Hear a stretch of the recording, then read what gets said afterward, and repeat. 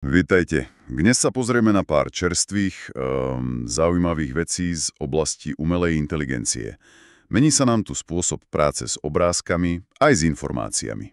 Áno, je toho celkom dosť. Prejdeme si novinky od Google, teda Gemini a Notebook LM, potom vylepšenia pre Cloud od Anthropic. A tiež Meta s ich modelmi Llama, nový generátor obrázkov Seedream a dotkneme sa aj Slovenska cez ASI. Presne. Cieľom je tak nejako rýchlo zhrnúť, čo tieto nástroje prinášajú a aký to môže mať, reálny dopad. Fajn, tak môžeme začať tým vizuálnym. Google teraz dal editor obrázkov priamo do Gemini. Do aplikácie Gemini, akože upravujem fotky priamo tam. Presne tak. A nie je to len o filtroch. Sú to pokročilejšie úpravy. Zadávané textom. Aha. A jak to funguje, povedzme, mám fotku z dovolenky, ale je tam nejaký smetný kôš. No tak, jednoducho napíšeš príkaz, niečo ako odstráň ten kôš a AI sa o to pokúsi. Podobne môžeš chcieť zmeniť oblohu, zo sivej na modrú. Alebo, vieš, pridať niečo úplne nové, napríklad kvetinový venec na portrét. To znie zaujímavo. A co ten príklad s interiérom? To ma celkom zaujalo. Áno, to je praktické. Môžeš si ako keby experimentálne premalovať stenu na fotke. A hneď vidíš, ako by tá nová farba asi vyzerala, predtým než naozaj maluješ. No to testovanie farieb je super nápad, ale takéto jednoduché úpravy, nevyvoláva to trochu obavy o autenticitu fotiek a tak? To je dobrá otázka. A Google na to zdá sa myslí. Každý obrázok, upravený v Gemini, má mať neviditeľný vodoznak. Volá sa Synth ID. Neviditeľný? Áno, digitálny. A vraj testujú aj viditeľné označenie. Cieľom je, vieš, aby bolo jasné, že s obrázkom sa niečo robilo. Transparentnosť. Rozumiem. Takže aj keď je úprava ľahšia, mala byť rozpoznateľná. A kedy to bude dostupné? No, zavádza sa to postupne. Vo viac ako 45 jazykov. Dobre, takže od obrázkov, ktoré AI vylepšuje, poďme k textu. K práci, ktorú nám AI môže uľahčiť. Anthropic a ich Cloud. Čo je tam nové? Asi najdôležitejšie je prepojenie cloudu s inými aplikáciami. Spomínali napríklad Confluence, čo je ten systém na dokumentáciu, žek? Áno, poznám. Na firmené wiki a podobne. Presne. A potom Zapier, ten nástroj na automatizáciu. Akože prepojenie rôznych webových služieb. Aha, a čo to znamená v praxi? S tým Confluence napríklad. No, predstav si, že máš online meeting a cloud ti z neho automaticky vytvorí zápisnicu a rovno ju uloží do vášho firemného Confluence. Tak to už nie je len chatbot. To je skôr taký integrovaný asistent, nie? Šetrí to kopírovanie, manuálnu prácu. Presne tak. A potom je tu ešte tá funkcia Advanced Research, pokročilý výskum. To znie, ako by Cloud mohol robiť rešerše, akože naozajstre. Áno, presne o to ide. Táto funkcia umožní Cloudu prejsť desiatky rôznych zdrojov. Webové stránky, články, možno aj vaše firemné dokumenty. A výsledok? Výsledkom je komplexná správa. Dokonca aj s citáciami. Samozrejme nie je to hneď. Môže to trvať povedzme 5 až 45 minút. Podľa toho, aké je to rozsiahle. Páni, to je dosť silný nástroj na analýzu. Ale je to asi len pre platiacich, že? Áno, zatiaľ pre tie vyššie plány Max, Team, Enterprise. A čo skoro má byť aj pre Pro. Dobre, a keď sme pri práci s dokumentami kdekoľvek a kedykoľvek, Google tiež niečo chystá pre mobily, však? Ten Notebook LM. Presne.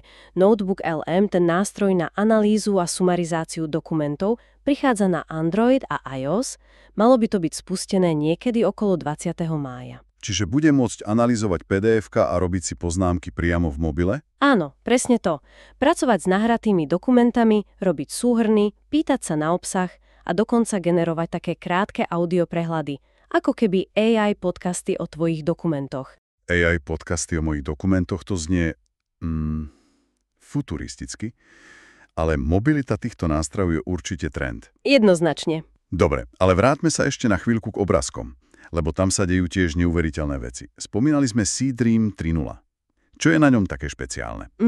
Hlavne tá rýchlosť a kvalita. Predstav si, že vygeneruje 1K obrazok asi za 3 sekundy. 3 sekundy. To je naozaj rýchle. A zvláda natívne generovať až 2K rozlíšenie. Bez toho, aby si to musela potom zväčšovať a upravovať. Bez upscalingu, rozumiem. A čo ešte? Vraj výnimočný v zobrazovaní malého textu. To je pre mnohé modely stále problém, vieš? Áno, text na obrázkach býva často zdeformovaný. Presne. Tento model to zvláda dobre, dokonca aj čínske znaky. A má pokročilé typografické schopnosti. Vie spraviť plagáty, ktoré vraj vyzerajú lepšie ako šablóny. Lepšie ako šablóny? No áno.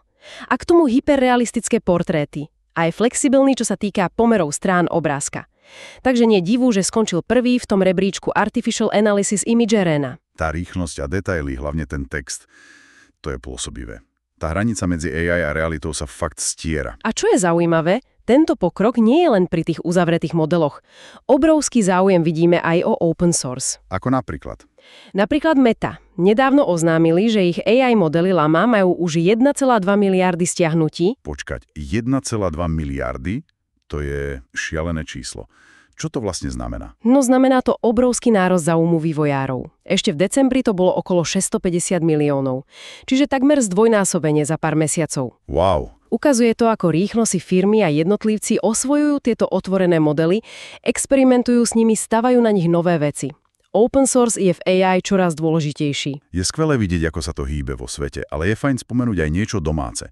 Na Slovensku teraz beží iniciatíva ASI AI Osobnosť roka. Áno, Asociácia pre umelú inteligenciu, teda ASAI, sa snaží oceniť ľudí a organizácie, ktoré posúvajú Slovensko v AI dopredu. Aké sú tam kategórie? Je ich viacero, hľadajú celkovú AI osobnosť, potom lídra v školstve, študenta, ženu v AI, inovátora a aj projekty AI pre spoločnosť s pozitívnym dopadom. To je fajn. A ako sa dá nominovať? Cez ich web stránku. Je dôležité zviditeľňovať aj tieto domáce úspechy, však? Určite áno, súhlasím. Keď si to teda tak zhrnieme. Za poslednú dobu sme videli výrazné zjednodušenie úprav fotiek vďaka AI, Nové možnosti automatizácie práce s textom, s výskumom bleskové generovanie naozaj kvalitných obrázkov. a obrovský boom záujmu o open source modely.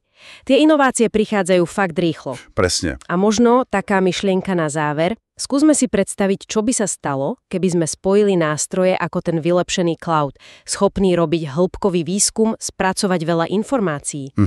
S generátormi ako Seedream 3.0, ktoré dokážu tie informácie vizualizovať v hyperrealistickej kvalite a takmer okamžite. Spojiť hĺbkovú analýzu textu s okamžitou vizualizáciou? Presne. Ako by to mohlo zmeniť napríklad kreatívne procesy, alebo vzdelávanie, alebo aj to, ako spracovávame zložité dáta v blízkej budúcnosti. O tom by sa dalo premýšľať.